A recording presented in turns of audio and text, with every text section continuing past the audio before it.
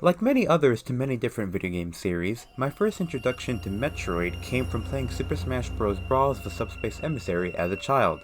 I was awakened, in more ways than one, when I learned that it was not a man under Samus's armor, but a woman. As I grew up playing Smash Bros., I learned more about the Metroid series from what was included in Nintendo's flagship crossover fighting series. Samus is a bounty hunter. Zero Suit Samus was her name without her power suit. Ridley is her arch nemesis. Dark Samus is the bad Samus. The eponymous Metroids are alien creatures. And that's it. I knew of Metroid's existence but wasn't drawn to it in any way. However, if I believe I would enjoy a game or a game series, based on the praise I've heard of it, and if it's the type of game that I think I would enjoy, I'm willing to try it out.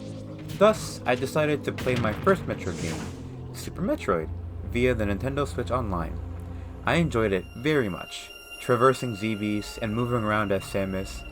Sure, I got lost at times, but that's what Super Metroid is all about. How did kids in the 90s Then, figure this Nintendo out? revealed Metroid Dread at their E3 2021 conference. Fast forward to October, I purchased the game, and after finishing A Link to the Past, I decided to become the famed bounty hunter once more in...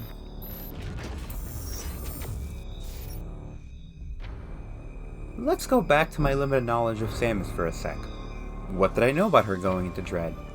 I knew she was a bounty hunter, is a particularly powerful human due to her DNA being infused with that of the Chozo, who are the bird-like alien race that took her in when she was orphaned. I knew she is consistent for being among the first and most iconic female video game protagonists, and is considered a silent protagonist. Let's talk about that last part for a bit. A silent protagonist is a character in video games who does not speak, for whatever reason. It's not that they're unable to, or don't speak to other characters. Perhaps they just choose not to speak or communicate in a way that is audible to the player. Sometimes they just don't speak at all. A good example of this is Link. Outside of his usual sounds, Link is mostly quiet. He just doesn't say anything. Mostly, it's to give the player the opportunity to imprint themselves onto him. He serves as the avatar for the player to insert themselves into Hyrule, to see themselves in him. One of the reasons the protagonist is silent is to help the player connect or immerse themselves as the character they are playing as. That way the player's thoughts are the thoughts of the character. Unless you're Chris from Deltarune. Because of this, I often found myself reflecting on how I would feel or react if I were in Samus' position in Dread. You're alone on the alien world of ZDR, stripped of your equipment and abilities by an unknown foe, deep underground, alone and with no way to call for help, facing off against alien creatures, some of whom are much larger than you. And, to top it all off, Samus learns that she is being hunted by the Emmy, robots that will extract the Metroid DNA in her body and kill her. I mean, look at these things! That's straight up nightmare fuel! They've got to be at least 10 feet tall at full height, and basically invulnerable to all attacks. You know what else is 10 feet tall? A freaking polar bear standing on its hind legs! Imagine Samus encountering a polar bear. She wouldn't care, but you? Dead. If that were me, I would honestly be paralyzed with fear. I'd probably die before the sun rose the next day. On the flip side, I've also found myself asking how Samus thinks or feels regarding everything that she's experiencing. I first asked this during one of the cutscenes that plays when traversing between the areas of the planet. When Samus travels from one area of the planet to another, regardless of the method of transport other than teleporter, a cutscene will play of Samus in the transport. In the elevator, the lights pass over her body. In the rail cars, she quietly looks to the side. When headed up to face Raven Beak, she's sitting in their chair like the absolute unit of a queen she is. I would look at her helmet and ask, I wonder what she's thinking. How does she feel about all this? Is she afraid? Is she concerned at all? She might be wondering, I swear to God, if I have to face Ridley again. This all culminates for me in one particular section of the game. During certain portions, Samus will get briefings from Adam, her ship's AI. Adam fills Samus in on any recent revelations, what her status is, how she should be dealing with the Emmy, what her main objective is, where to go next, and so on. At the briefing she receives in Cataris, Adam says, You are faced with overwhelming power. Accept your helplessness. When I first heard this, it caught me off guard a bit. Like a fellow young adult who uses a dead sense of humor to hide my real emotions, I sent a picture of it to my friend as a sort of relatable meme. You are faced with overwhelming power. Accept your helplessness. Same. The next morning, I was still thinking about that. I found it funny that it's really nothing more than Adam giving Samus some practical advice given her current circumstances, and yet I found it oddly comforting.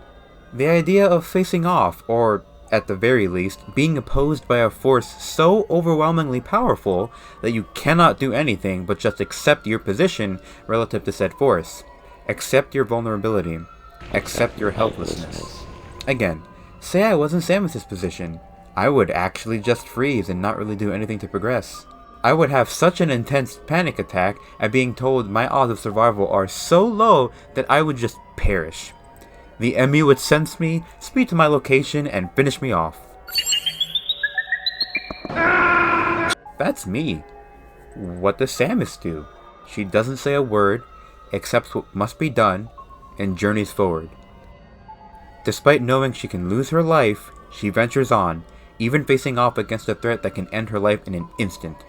She's on a mission, and she intends on finishing it. And I find that really cool. She was always kind of mysterious, what with being silent and all, which I'm drawn to, but this upgrades her to a real certified badass. She accepts her helplessness, but she takes action where she can. She continues exploring ZDR, even venturing into Emmy territory when she has to. Without the Omega Cannon, the only weapon that can destroy an Emmy, she's at their mercy. This doesn't stop her. Even when she's spotted by an Emmy, what does she do? She does what she can in the moment. She runs. She evades and escapes and does everything she can to ensure her survival. I started thinking about this and how it applies to my life. What are the forces with overwhelming power that I am faced with? An easy answer would be to say, life. Or the pandemic. The state of the world. But I started honing in and pinpointing ones that are more specific to who I am. For me, there's my mental health, my anxiety, my tendency to overthink things followed by spiraling, my deep uncertainty of my own future and identity, which has led to a pseudo-identity crisis of sorts, my dislike of my own physical appearance, just to name a few. Then there's my deep, intense artistic insecurity and the idea that I'll never improve. I cannot tell you how many artists I follow on Twitter and Instagram. The algorithm has definitely caught me in a loop of continuously showing me new artists. Though, there are days when it makes me feel worse about myself. Yes, seeing new work inspires me to keep going, to keep making, to keep pushing. But when I see these very talented artists making such awe-inspiring work, and they're a handful of years younger than me, God, it hurts. Why wasn't my art like that when I was that age? Yes, I know everyone's journey is different and so on, but it just hands me an extra shovel to dig myself deeper into my pit of self-loathing. I keep feeding these thoughts, and they get too powerful, and soon enough, I am faced with an overwhelming power. I can't change my physical appearance, I can't change the outcome of the pandemic, I can't change the direction of the world, but I can certainly change how I cope with my mental health. I can take steps to ensure I don't dig myself further into self-loathing or despair. When I start to spiral and I overthink and my mind starts to whisper these pessimistic thoughts, I need to force my head to focus on the positives. I need to force myself to practice patience and persistence, especially with my art, to focus on my own journey. Complaining and being sad is not going to help me one bit. It's not easy. Metroid Dread is just a game after all. Am I going to have bad days? I can't tell you the number of days I wake up and just think about my life and wonder what the point of it all is. Am I going to have days when I step outside and remember that things are alright? Sure. But remembering how Samus reacts when faced with overwhelming power can help me gather the strength and push on. Not simply that, but even as Samus progresses through the game, despite close encounters with the Emmy, she regains her abilities and gets stronger. The charge shot, the grapple beam, the space jump, morph ball, just to name a few. Not only is she pursuing her main objective and opposing her threat, she's getting stronger, more powerful while doing it. So while Samus gets stronger as she traverses and confronts the Emmy and ZDR at large, I can get stronger as I oppose my problems.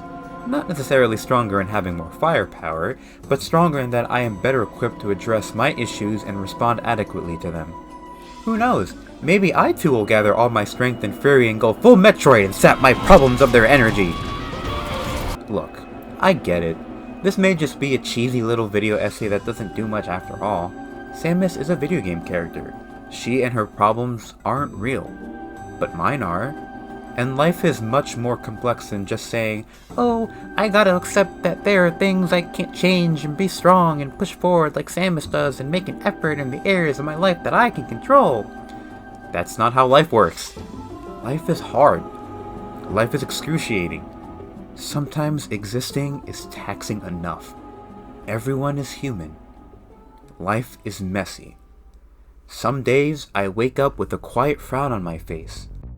Other days the sun is bright and things aren't so bad. I worry if I'm doing anything with my life.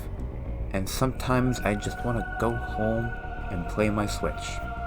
But on those days, when I stare at the ground and my mind begins to spiral, I can choose to be happy, which is something my therapist has taught me. Happiness is a choice. I can choose to be happy. I can choose to be better than myself. I can choose to make an effort. I can choose to be like Samus. Even if I am faced with an overwhelming power, and I can't do anything but accept my helplessness, I will not sit down and loathe.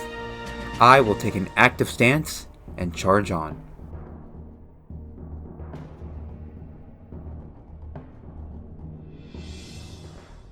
Damn, look at her absorb that Chozo soldier. God, I wish that were me. Hey, thanks for making it this far into the video. Things got a little personal with this one, but I hope it meant something to you. Even if I got a head nod, it's all that matters. I feel like I started rambling at some point, but at least I got to talk about Samus in Metroid Dread. Have you played it? It's fun. Definitely give it a try if you haven't already. Here are my best times for normal and hard mode. See if you can beat those. While you're still here, why not check out some of my other videos? I also stream on Twitch. Check me out there as well. That's all for me. Bye for now.